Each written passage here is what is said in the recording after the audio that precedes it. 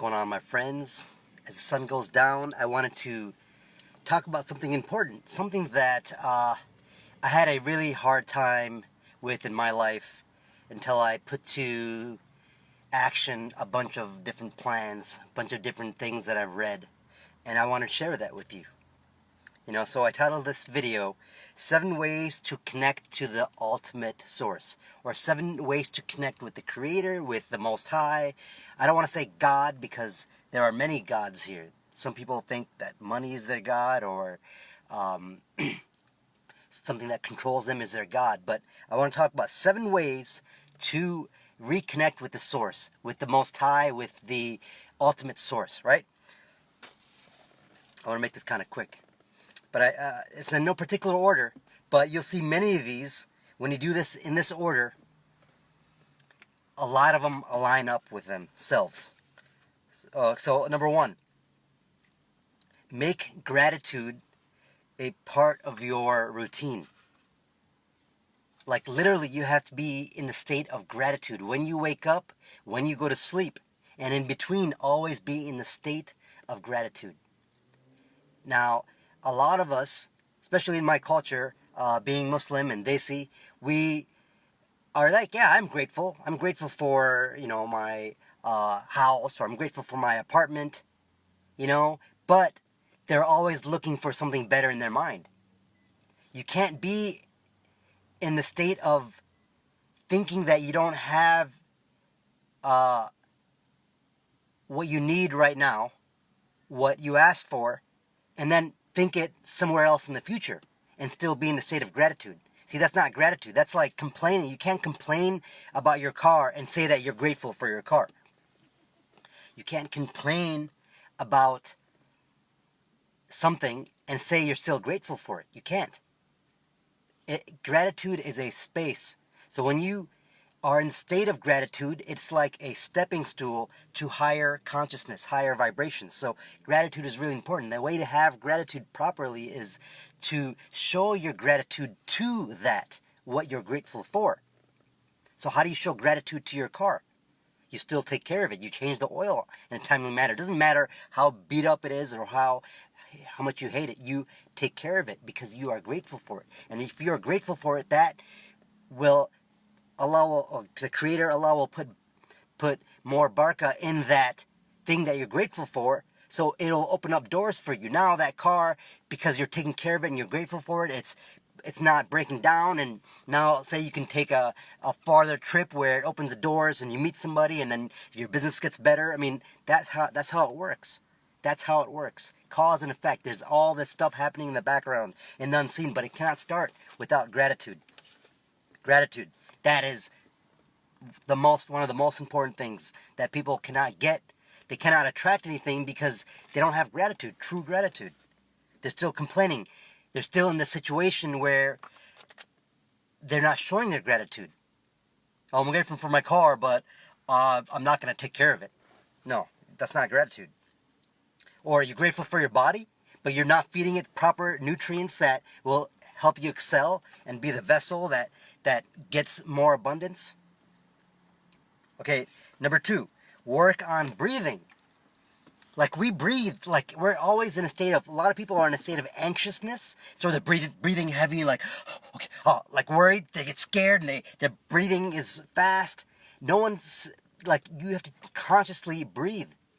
Like, sit in a space and just take a deep breath with your nose and just, it's energy. You're breathing in oxygen, okay, and other things, and it's interacting with your body, and it's like causing these reactions to happen, and letting you accelerate.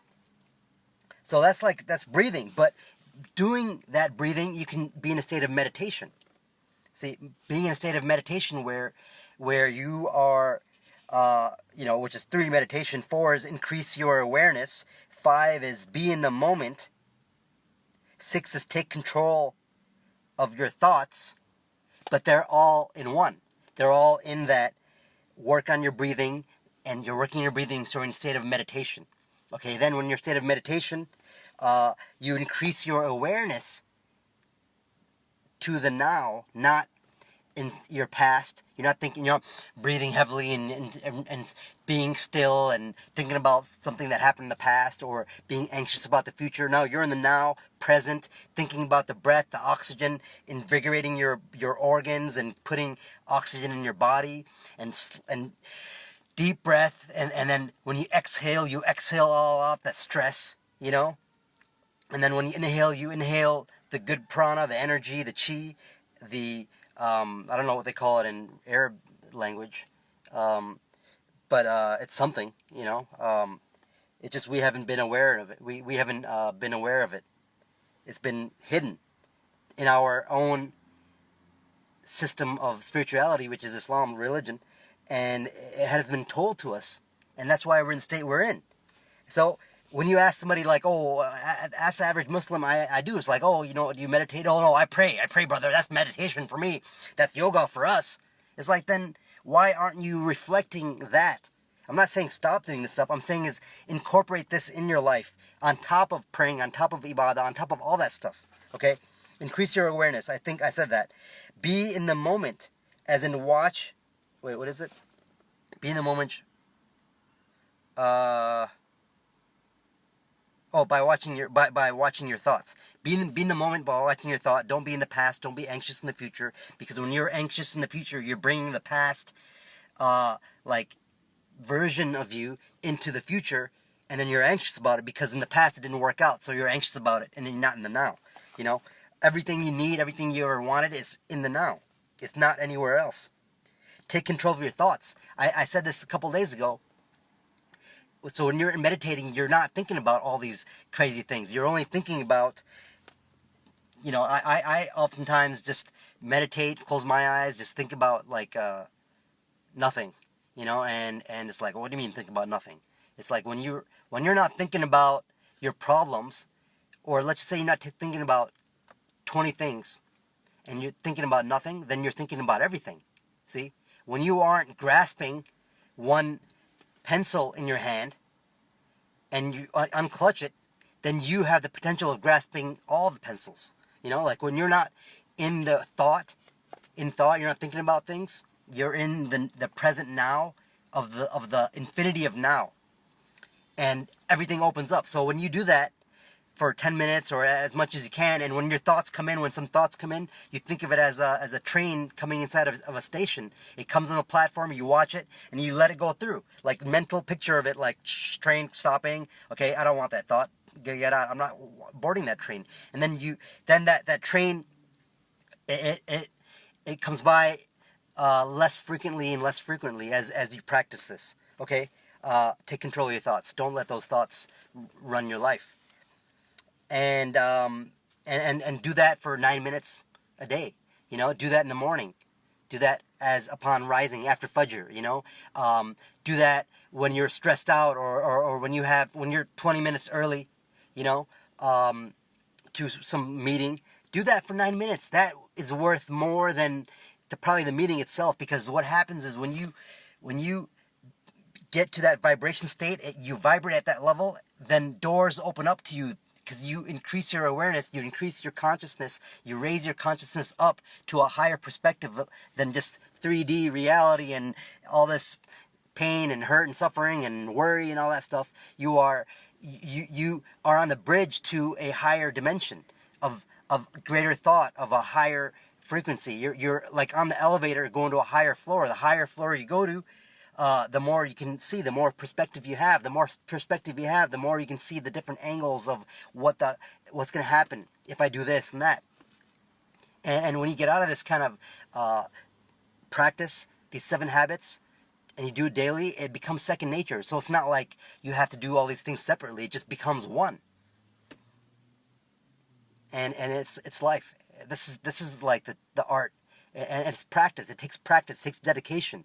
So if you make it a habit, then you see like low vibration things, go to the wayside.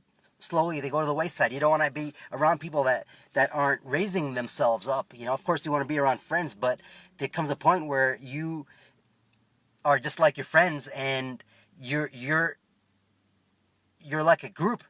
You can't move up because you're part of that group. you have to break away. You have to. I mean, that's how it is.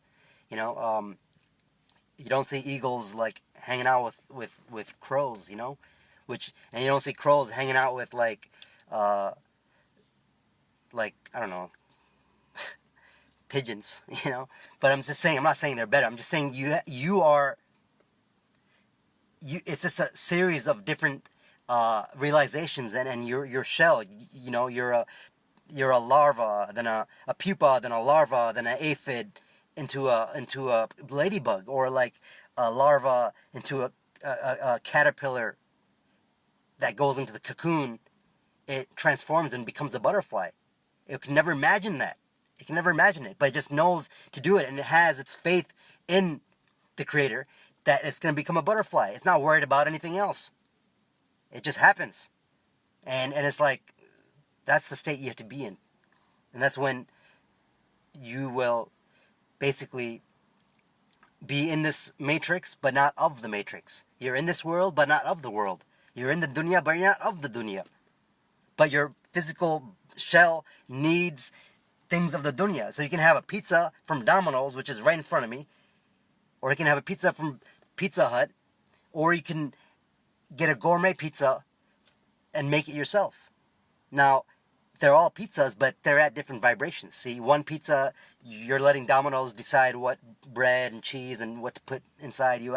You're letting Pizza Hut make the pizza for you, and the ingredients and what the consequences of the ingredients are. Or you can make it yourself by hand, put heirloom tomatoes. You can make your own wheat bread, you know, einkorn bread, wheat, and then you can make your own tomato sauce, and you can do that once a month. Now you have pizza too, but you control the ingredients. Okay, that's it for now, but if this video helped you, please share. I'm going to be talking about this a lot more because I see a void in our community. We don't talk about these things. We talk about the same things we've been talking about for the past 35 years. I mean, I'm 40 years old, and I don't remember anybody talking about this kind of stuff, which is like apply it in a way in life and not be beholden to upholding this reality that we have to do these things that, you know, society says we have to do. You know, like you have to do these and things, and then you have to do this, and this is what you have to uphold. Like you have to keep this system going. Why? You can supersede it. You can go higher than it. You can raise your consciousness and not be lured by its temptations, which is tempting your lower senses. You know, when you see Domino's pizza, it's like the colors and the imagery and the tone of it has something to do with luring your senses to be attracted to it. And if you don't know the metaphysics of it, then you can be beholden to anybody out there that knows the metaphysics of it, that knows how to lure you. They lure you, and then they give you something that satisfies it only at a surface level, but it damages like long-term effect to your body. For example, food. Okay, take care, everyone, and make sure you share and you know, and comment, please. I want to hear your comments, and if there's a topic you want me to kind of talk about, I'm more than happy to. Okay, take care. Assalamu alaikum.